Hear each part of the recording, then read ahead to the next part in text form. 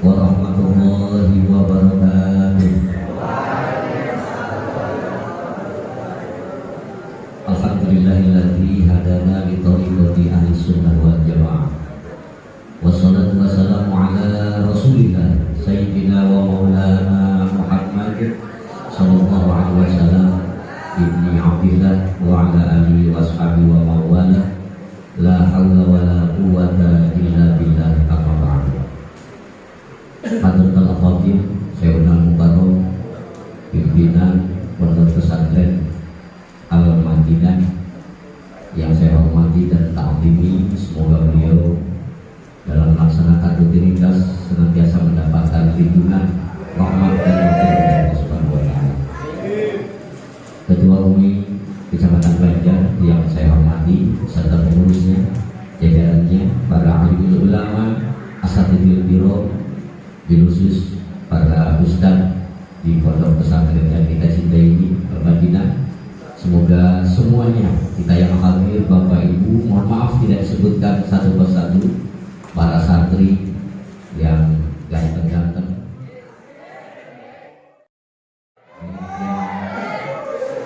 baik yang putih maupun yang ireng-ireng ada. Insya Allah semuanya kita yang hadir, mohon maaf tidak disebutkan satu persatu, tidak mengurangi rasa hormat dan takdim saya kepada Allah semua. Puji dan syukur kita haturkan kepada Allah yang Maha Ghafur. Alhamdulillah kita sekitin Allah kepada Allah. Pada pagi menjelang siang ini kita bisa sama-sama ngobrol silaturahmi dalam pengajian rutin Majelis Ulama Indonesia. Dan alhamdulillah pada kesempatan ini di tempat yang mulia di pondok pesantren yang kita cintai. Kajian tafsir yaitu surat Ali Imran ayat 31. Memang banyak kita yang menyebut surat Al Imran ya. Padahal itu yang benar Ali Imran. Ini penting. Kenapa? Karena kita sudah latah, lidah kita sudah latah kadang mendengar surat ini namanya Al Imran. Tapi yang sebenarnya nama suratnya itu Ali Imran, karena ini merupakan penjelasan salah satunya keluarga daripada Sayyidina Imran. Bismillahirrahmanirrahim. Qul in kuntum tuhibbunallaha fattabi'uni yuhibbukumullah wa yaghfir lakum dzunubakum wallahu ghafurur rahim. Wallahu a'lam. Wa nusila, kita berbarakah dulu ya pembacaan dengan berbuat jawab. Karena sudah komitmen di Majelis Ulama Indonesia, dan mohon maaf sebelum pembacaan bahasa kita yaitu dengan menggunakan bahasa Jawa, walaupun di Banjar seharian tidak menggunakan bahasa Jawa. Pak Ketua juga sudah mengusulkan tadinya ya saya kita bikin, kenapa sih lebih baik ikan sepat, ikan gabus, lebih cepat lebih bagus. Karena kalau ikan kakap, ikan lele banyak cakap nanti bertele-tele. Ini mohon maaf. Biasanya kalau ngaji sama banyak anak alay harus begitu. Bismillahirrahmanirrahim. Wa nuzila lan diturunkan lama qalu ing dalam waktune ngomong ieu kufar Mekah. Mana abudu ing lafaz mana abudul asnam. Mana abudu ing opo nyembah kita al asnam ing asnam illahuban. Boleh di mana di sini istighfar. Mana abudu ay la ta'budu, orang nyembah kita al asnam ing pirang patung illahuban bila hakik karena demen kedua Allah. Liqribuna daripada tamarkatan ya asnam nahi kita ilahi maring Allah. Nusila dia turunkan opo ayat kul wallahu a'lam bimuradi bidzalik. Kul ucap sira Muhammad lahum kedua kufar Mekah ya Muhammad duhe kangjeng Nabi Muhammad sallallahu alaihi wasallam.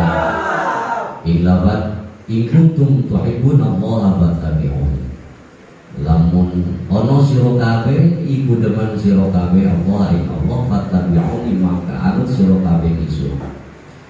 Yuhibbukumullah maka bakal ngaganjar kaya teman.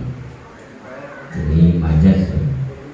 Bimana yuzibukum, maka bakal ngaganjar ing sira kabeh Allah subhanahu bimana ana yuzibukum.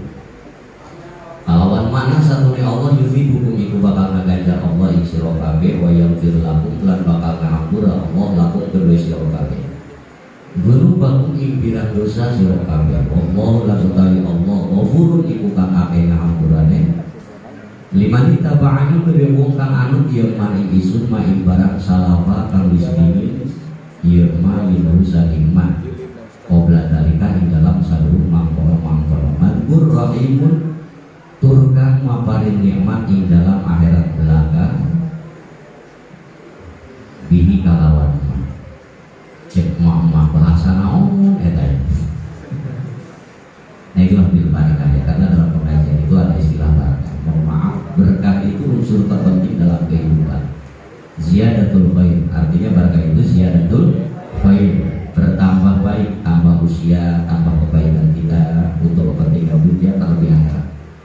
Tambah usia, tambah kenikmatan, ketenangan kita. Hadirin rahimahumullah, ayat kita ini di mana sejarah ataupun historis turunnya, sebagaimana Syajaluddin Syuuti di sini mengatakan luar nusila lama qalu ma na'budul asnam illa hubbatillah. Ketika ditanyakan ke masyarakat Mekah, kenapa kamu menyembah patung? Kenapa menyembah arca berhala, Lata, Uzza, Manat, Habalul A'la? Padahal masyarakat Mekah itu percaya siapa yang menciptakan bumi? Allah. Percaya. Wala in sa'altahu man khalaqas samawati wal ardh la yaquluna Allah.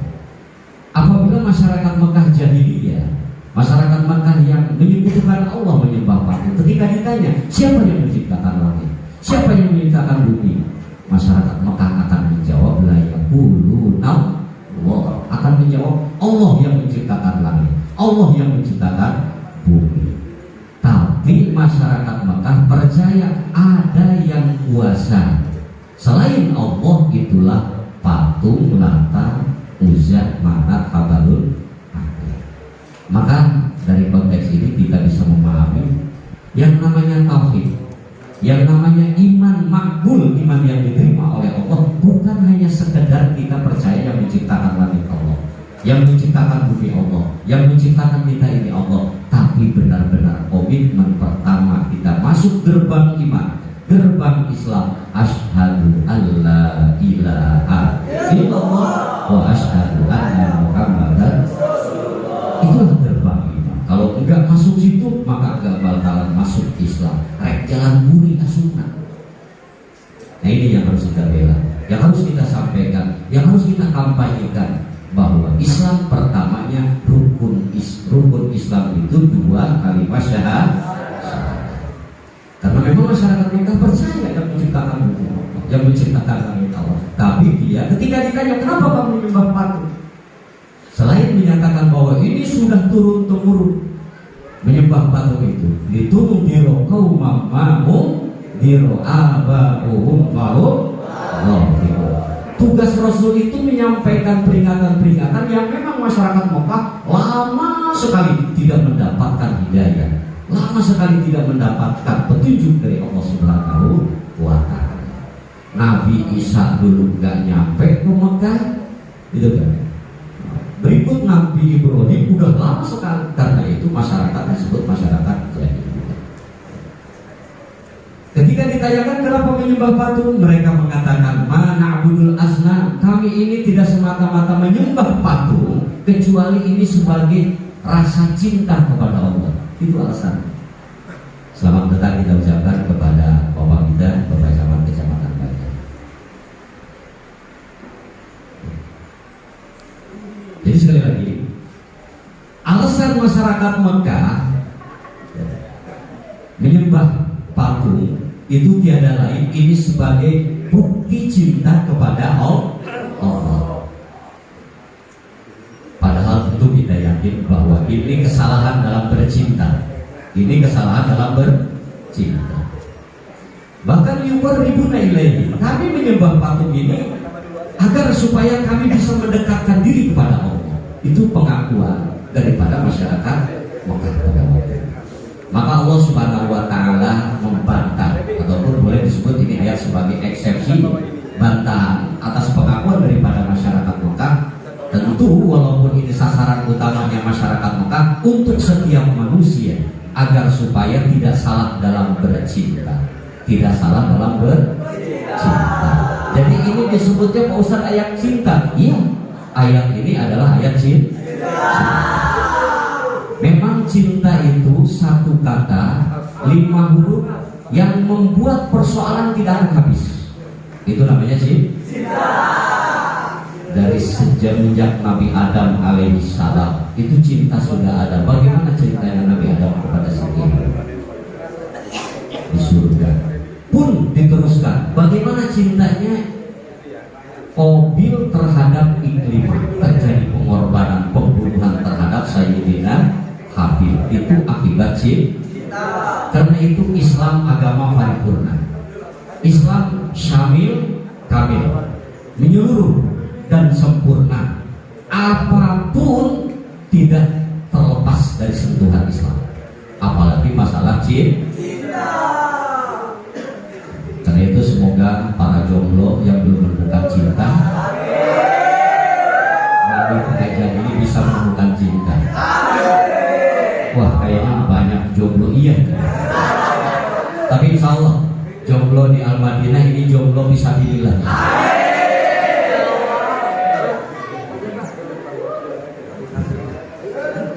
Islam itu agama sempurna, maka membahas cinta. Ulama abad kelima terkenal Hujjatul Islam Abu Hamid Muhammad bin Muhammad Al-Ghazali. Beliau membahas satu bab tentang cinta puluhan halaman di kitab Ihya Ulumuddin, hanya membahas cinta. Dari mulai definisi takrif cinta, bagaimana sifat-sifatnya orang yang menyinta, berarti pecinta, siapa yang harus dicinta, itu dibahas panjang lebar. Al-mahabbatu hiya ibaratun an mailil qab'i ila syai'il muladhi. Dal besarnya muladhi. Cinta adalah suatu ungkapan. Ini kata Imam Ghazali, saya hanya menyampaikan saja. Cinta adalah suatu ungkapan dari keterkaitan, dari kecenderungan tabiat karakter manusia menuju sesuatu yang lazat, menuju sesuatu yang diinginkan, menuju sesuatu yang indah. Terjemah bebasnya, cinta adalah ungkapan perasaan hati, sehingga ketika dia melihat sesuatu yang indah yang akan mendapatkan, maka itu akan timbul cinta. Artinya cinta membawa keindahan.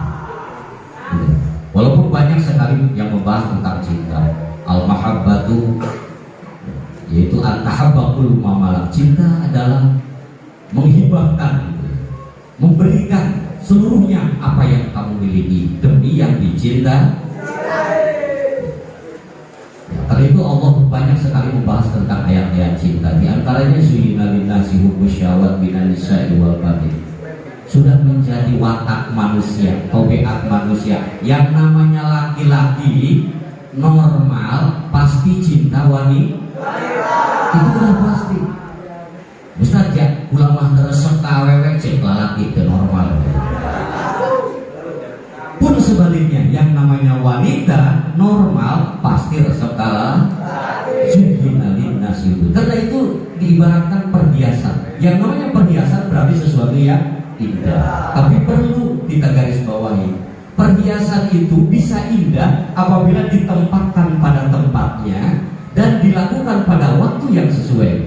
Itu namanya perhiasan. Contoh seperti anak-anak santri itu keren-keren, pakai koko, pakai jas, pakai sarung, pakai peci. Mau kemana? Pengajian. Pas cowok bilang pakai jas, pakai sepatu, pakai celana, kemana mah?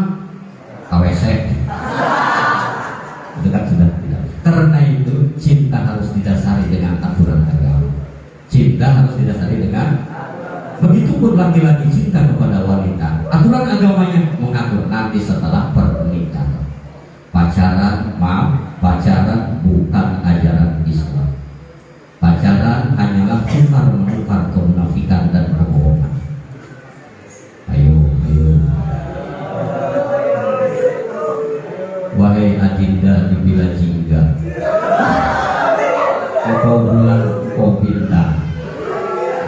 kau aku banyak hutang.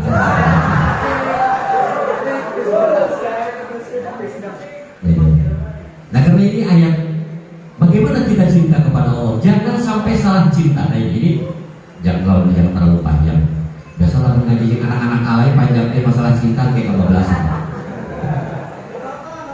Jadi ini masyarakat Mekah salah membuktikan cinta. Cinta kepada Allah, mereka membuktikan menyembah pada patung ada yang berhala. Karena itu Allah menyatakan di sini, "Qul," katakan oleh Muhammad. Artinya bimbinglah oleh lahu masyarakat Mekah, ya Muhammad, wahai junjungan kita Nabi Muhammad sallallahu alaihi wasallam, "In kuntum tuhibbunallaha fattabi'uni." Apabila kamu sekalian cinta kepada Allah, maka buktikan cinta itu dengan mengikuti Rasulullah Nabi Muhammad sallallahu alaihi wasallam. Jadi tidak boleh kalau kita cinta pada Allah, itu buktinya mengikuti kepada Rasul. Alhamdulillah saya yakin yang hadir di sini semuanya itba kepada baginda Rasul, baik dalam akidah, ibadah, termasuk akhlakul karimah. Walaupun keseluruhan akhlak Rasul mustahil bisa diikuti oleh kita. Sekali lagi, seluruh perilaku ucapan Rasul dalam kehidupannya mustahil bisa kita ikuti semuanya. Kalaupun toh kita tidak bisa semuanya, sebagian pun enggak apalah. Mala yudraku kulluh la yudraku kulluh. Apabila kita tidak bisa melaksanakan semuanya, sebagian pun enggak apalah. Itu. Jadi imbak kepada Rasul.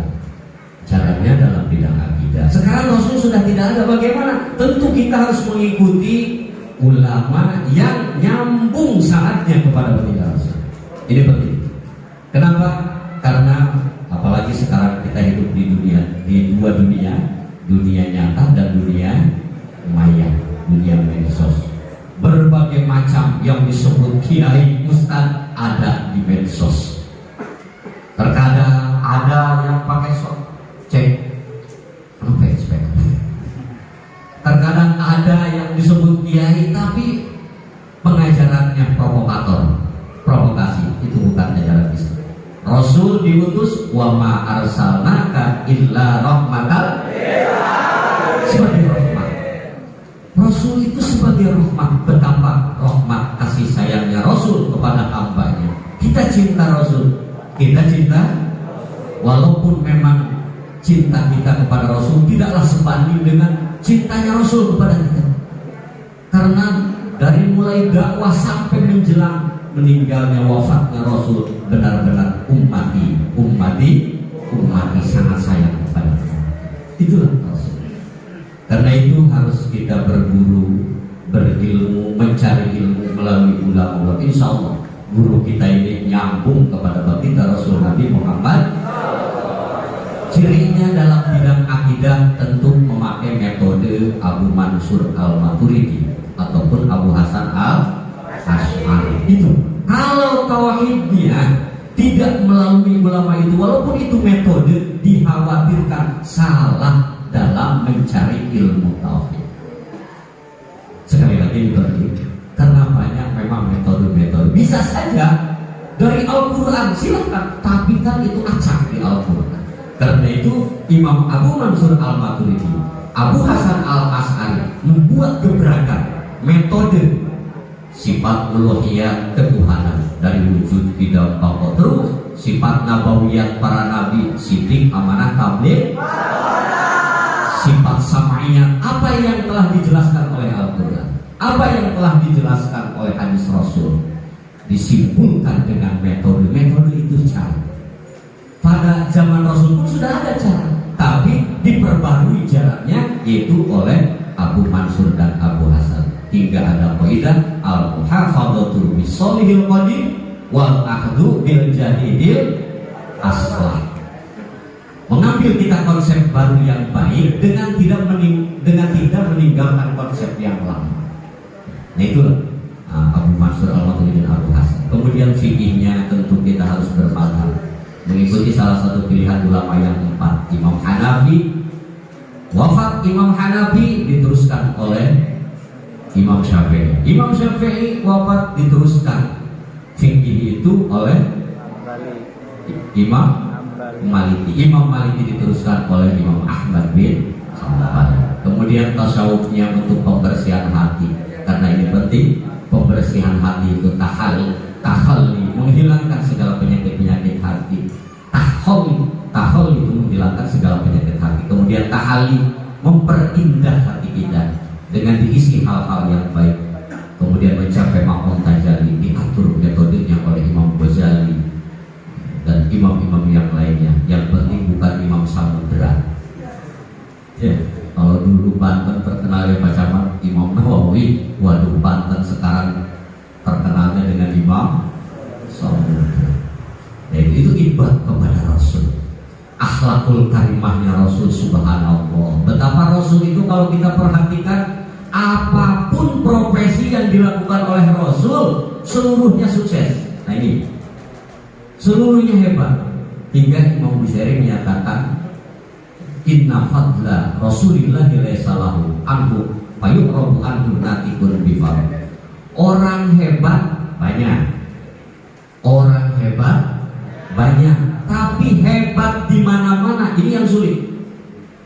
Rasul ketika di keluarga hebat, istrinya hormat, anaknya hormat, cucunya pun hormat sayang kepada Rasul. Di keluarga hebat. Ketika bernegara, berbangsa di Madinah, itu Rasul membuat konstitusi yang namanya Sahifatul Madinah. Apa namanya? Sahifatul Madinah, yang masyhur disebut Piagam Madinah. Beliau Rasul hebat memimpin negara, hebat memimpin negara. Kenapa? Kunci dasarnya itu sifat yang 4: sidik, amanah, tabligh, patonah. Jujur, amanah, berusaha mengikuti instruksi perintah Allah, disiplin. Kalau bahasa kitanya mungkin profesionalisme, itu hebatnya Rasul. Tabligh, menyampaikan kebenaran, dan patonah cerdas. Berarti kalau jadi pemimpin nggak cukup jujur doang. Upami itu pinter, waduh dipinteran itu batu. Karena itu insya Allah camat kita, lurah-lurah kita insya Allah berusaha mencapai makom itu, insya. Nah ini Piagam Madinah unik. Madinah itu berbagai macam ras, etnis, agama ada di Madinah. Tapi Rasul berhasil membuat kerukunan, persatuan di Madinah. Kenapa? Ada pijakan, itulah Piagam Madinah, saling menghormati. Alhamdulillah di negara kita pun Indonesia ini punya landasan bernegara yang baik, hasil founding father. Pemimpin-pemimpin bangsa kita dulu itu membuat satu piagam yang namanya Pancasila, Bhinneka Tunggal Ika, NKRI, dan Undang-Undang Dasar Negara Republik Indonesia. Walaupun itu bukan syariat Islam, sekali lagi, itu bukan syariat Islam, tapi seluruhnya bernafaskan Islam, tapi seluruhnya bernilai Islam. Karena itu negara dan agama bagaikan dua sisi mata uang yang tidak bisa dipisahkan. Istilah kekiniannya mungkin disebut simbiosis mutualisme. Murukana di kalbudok dari bahasa Inggris soalnya ayat. Kunci nadi ayat, kunci Inggris. Jadi saling menguntungkan. Negara harus hadir untuk supaya kita warga negara aman beragama. Setuju? Negara harus hadir. Kalau ada konflik, negara harus hadir. Pun sebaliknya, agama harus hadir untuk supaya tercipta bernegara dan berbangsa. Semoga negara Indonesia ini dimanapun adem, ayem, tentram, loh jenawi kata orang Jawa. Itu akibat imbal kepada Rasul. Tiada jalan lain. Apapun profesi Rasul itu sukses. Berdagang, Rasul sukses. 12 tahun, usia 12 tahun dagangnya sudah lintas negara. Bahkan usia 25 tahun berhasil Rasul itu sampai seorang wanita yang bernama, siapa istri pertamanya? Siti Khadijah. Betapa Siti Khadijah ini melamar Rasul. Walaupun memang ya Rasul yang mengeluarkan maharnya pada waktu itu. Rasul mengeluarkan mahar nikah dengan Siti Khadijah. Apa maharnya? 20 unta betina. Berapa? 20 unta. Minimal kalau kita konversikan harga sekarang unta itu 50 juta. 50 juta kali 20 berapa? 1 M. Di Kalubale Palurah Air nikah 1 miliar. Nyebutkan Rasul miskin. Rasul itu mas kawinnya 20 won. Aduh, lu 100.000 ayahnya. La ilaha illallah. Barang awet 100.000. Rokok banyak. 4 bungkus 100 kan 4 bungkusin rokok lah. Nah itu Palurah becaannya. Mas kawin udah diletik-letik. Itu merusak harga diri wanita. Setuju nyamunya? Oh ibu bunuh kepo. Mas kawin itu sederhana.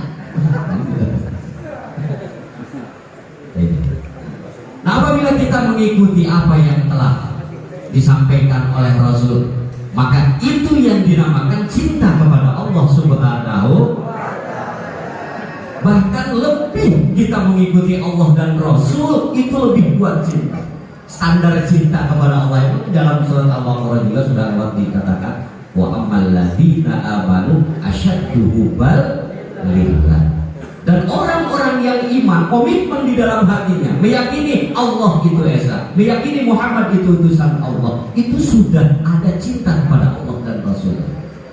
Disebutkan di sini cinta kepada Allah. Kenapa tidak cinta kepada Rasul? Karena cinta kepada Rasul itu manifestasi dari cinta kepada Allah Subhanahu wa ta'ala.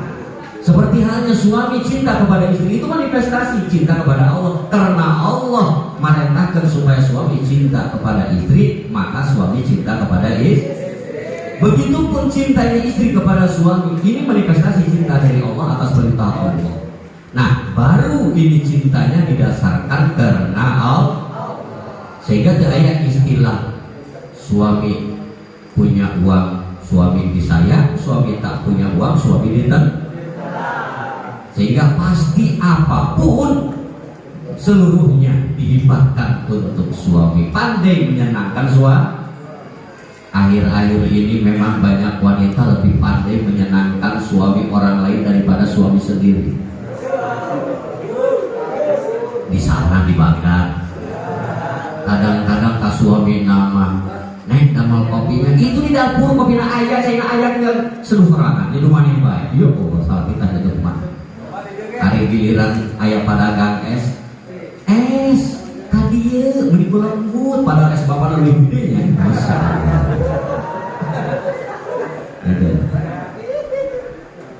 Yuhibbukumullah, jaminan daripada Allah, Allah akan memberikan pahala kepada kita apabila cinta kepada Allah, cinta Rasul dan mengikuti apa yang telah disampaikan oleh Rasul. Dan wa yaghfir lakum dzunubakum, Allah akan memberikan pengampunan untuk kamu sekalian atas dosa yang pernah dilakukan. Nah ini penting. Dosa apapun potensi peluang mendapatkan pengampunan dari Allah Subhanahu, kecuali satu, menyekutukan Allah. Innallaha la yaghfiru ayyushraka bihi wa yaghfiru ma duna dzalik. Apapun dosa yang dilakukan manusia itu potensi bisa peluang mendapatkan pengampunan Allah, kecuali menyekutukan. Artinya wa matu wa hum kufar, wa matu wa hum, orang yang mati tidak membawa iman itu mustahil mendapatkan pengampunan. Karena itu husnul khotimah, baik akhirnya, itu yang lebih penting. Tapi kalau masih hidup di alam dunia non muslim, kita wajib menghormati, bukan sunat lagi. Tekei orang kapandai lang ningali si bunah awak bos roti misalkan, siang menjerimut di sini letak. Man ada di mian paman ada. Kata Rasul, siapapun menyakiti non muslim maka sama dengan menyakiti saya. Bahkan setelah meninggal pun, untuk supaya kita bertoleransi dalam beragama, menghormati. Pernah suatu waktu Rasul dan sahabat lagi kumpul, ada jenazah Yahudi lewat. Itu Rasul berdiri. Rasul berdiri. Kata sahabat, ada Yahudi yang Rasul. Ini Yahudi kok sampai menghormati berdiri? Rasul menjawabnya malah balik bertanya. Kata Rasul, apakah dia bukan manusia? Apakah dia bukan manusia? Ini artinya apa? Betapa kita diperintahkan dalam urusan duniawi, silahkan kita berhubungan baik, tapi hati tetap punya keyakinan innamal musyrikuna najasun. Jelas? Keyakinan bahwa non muslim itu hatinya, akidahnya yang salah. Akidahnya ya, karena selama dunia masih ada di alam dunia, itu sejarah terus berkelanjutan. Hakikatus sirah surahun bainal haq wal batil. Hakikat sebuah sejarah itu pasti ada konflik antara kebenaran dan kesalahan, antara kebenaran dan kebatilan, antara hak dan hoax. Antara apa? Hak dan hoax itu sudah ada dari mulai Nabi Adam. Bagaimana Qabil dan Habil konflik, bagaimana Nabi Adam dan Iblis konflik. Ketika diperintahkan ya malaikat isjudu li Adam fasajadu illa, yang konflik Iblis. Iblis ada dalam kebatilan, malaikat ada dalam hak. Begitupun terus yang namanya hak dan batil itu akan terus berkelanjutan sampai kapanpun. Ada yang benar, ada yang. Karena itu prinsip kita watawasau bil hak. Kita harus bisa berpegang teguh pada hak. Strateginya watawasau bis sobar. Tidak bisa kita hanya berprinsip tidak punya strategi sobar. Prinsip tanpa strategi omong kosong. Strategi tanpa prinsip apa yang bisa diharapkan? Wallahu ghafurur rahim. Allah Maha Pengampun. Apapun bakal diampuni oleh Allah. Ini artinya apa? Jangan sampai kita menghina pendosa-pendosa seolah-olah kita tidak punya dosa. Ini penting. Jangan sampai kita menghina pendosa-pendosa seolah-olah kita tidak punya dosa. Karena itu kita berusaha mengikuti bagaimana Rasul itu dalam kehidupan sosialnya, yang dulu bi'ainir rahmah. Nah ini yang penting. Melihatnya Rasul itu dengan mata kasih sayang, dengan mata kasih sayang, dan diteruskan oleh para alim ulama, diteruskan oleh para kiai, diteruskan oleh para ustaz. Itulah apa yang telah dipraktekkan oleh Rasul. Dan Ar-Rahim, Rahim itu Al-Mun'im bidaqo ikin ni'ami fil akhirati faqat. Itu dalam kitab Tarikh Wajib. Yang namanya Rahim itu memberikan nikmat spesial nikmat yang diberikan oleh Allah nanti di alam akhirat untuk orang yang beriman. Untuk orang yang beriman. Betapa mungkin di antara kita keimanan ini sesuatu yang biasa-biasa saja, tapi ternyata di alam akhirat yang pasti kita akan mengalami, iman itulah yang akan menjadi keselamatan.